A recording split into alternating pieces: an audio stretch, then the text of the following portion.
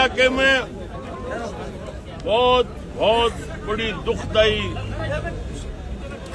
अत्यंत वेदना के साथ हर व्यक्ति इस बात को महसूस कर रहा है, ऐसी घटना कभी हुई नहीं। छोटी बच्ची और परिवार की जो हालात है, पूरे इलाके की, बीकानेर जनता की, सबकी भावना है कि ये इस परिवार के साथ बहुत ज्यादती हुई है। और वास्तव में एक दो दिन तो लगा कि मुलजिम पकड़ में आना बहुत मुश्किल है, क्योंकि बिल्कुल ब्लाइंड मर्डर था, अंधा पक्ष था, कोई सबूत नहीं, कोई प्रिंट नहीं, कोई खोज नहीं।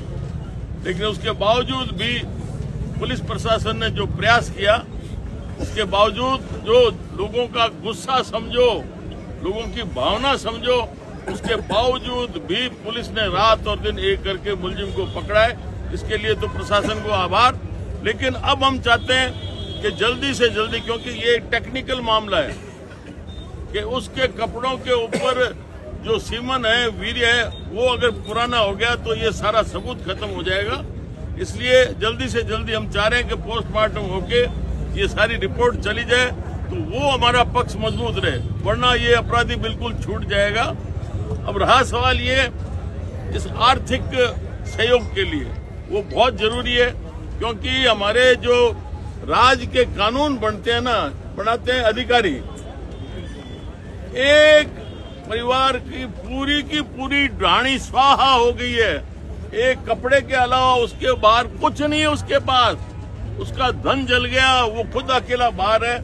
पर उसको जब मदद मिलेगी सरकार से, वो 6 महीने साल बर्बाद खर्चा, तो ये मदद हमें ऐसी नहीं चाहिए। हम चाहते हैं तुरंत उस प्रभाव से ये सारी कार्रवाई होके ये पैसा उस परिवार को मिले, और ये सारा हम करेंगे। लेकिन देखिए एक बात, हम सब समाज के लोग खड़े हैं,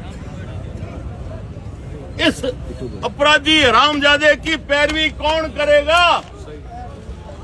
परिवार वाले करेंगे। इतने मर्डर होते हैं, इतनी डकैती होती है, निर्भया वाला मामला कठोर बना दो, फर्क पड़ा कुछ? आज मांग हो रही है खेजड़ी की कि कानून कठोर बना दो। तुम्हारा कभी मुकदमा भी दर्ज होता है? नहीं। बात को सोचा करो। वहाँ ये सारी रचने वाले ये सब राज्य के अधिकारी होते हैं, जिनके कभी ननियाल में कांटा नहीं लगा, कभी दादा ने वो गए नहीं, उनको दुख सुख का पता नहीं। तो इस बात का हमेशा ध्यान रखो कि जो ऐसे लोग हैं, जो रेप करता है, जो इस प्रकार से डकैती करता है, घिनौना काम करता है, उसका समाज नजरों से बहिष्कार करे, उससे कोई बात नहीं करे जब तो कोई बात बनेगी। नहीं तो मैं रोजाना देखता हूँ, जिसका शराब का ट्रक पकड़ा जाता है, डोडो का ट्रक पकड़ा जाता है, या और कोई चोरी की घटना हो जाए, उसके पैरोकार और पड़ोसी नहीं बनते, घर वाले बनते हैं। कम से कम फिटकारा तो दो, और नहीं तो नजरों से उसको ऐसा उतार दो कि उसका जीना हराम हो जाए जब कोई रास्ता बनेगा। नहीं तो बेशर्म है, ऐसी फिर अदालतें हाथों हाथ जमानतें हो जाती है, और हम सर नीचे किए बैठे रहते हैं। इसलिए ये विशेष तौर से ध्यान रखें। इसमें मैं एक बात बताऊं, जो 1 करोड़ की बात आई है, मैंने अभी प्रशासन के सामने भी रखी है कि मुझे ध्यान है कि भैरव सिंह जी के सामने एक केस ही हुआ था, जो हमने भी कहा कि साहब औरों को आप इतनी मदद नहीं करते, ये एक केस में आपने गंगानगर जिले में 1 करोड़ रुपए की सहायता कैसे दी है? उन्होंने खैर कोई विशेष कारण बताया तो, लेकिन हम पूरी कोशिश करेंगे, पूरा दबाव बनाएंगे कि इस घर को पूरी की पूरी आर्थिक रूप से मदद मिले। और मैं ये भी चाहूंगा कि आप लोग भी आए, जितना हो सके सहयोग दो आर्थिक रूप से। मेरी तरफ से, मेरे परिवार की तरफ से 1 लाख रुपए की मैं घोषणा करता हूं, जो इनको मदद करेगी। और सुनो, अरे ताली की बात नहीं, सवाल ये है कि देखो, जागना खुद को पड़ेगा।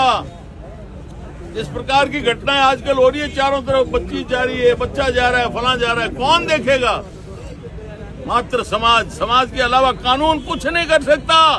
कानून तो एक मकड़ी का जाड़ा है, जिसमें सिर्फ मक्खी और मच्छर मरते हैं, मगरमच्छ कभी पकड़ में नहीं आते। इसलिए ध्यान रखो, हमें खुद सजग होना पड़ेगा।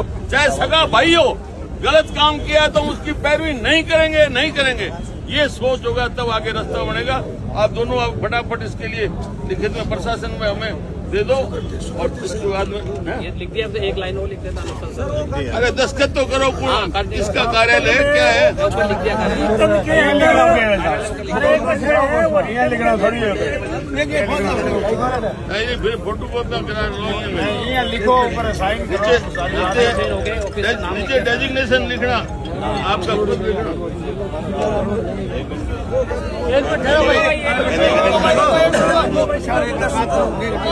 सुनो भाई सुनो। सारी 4 दिनों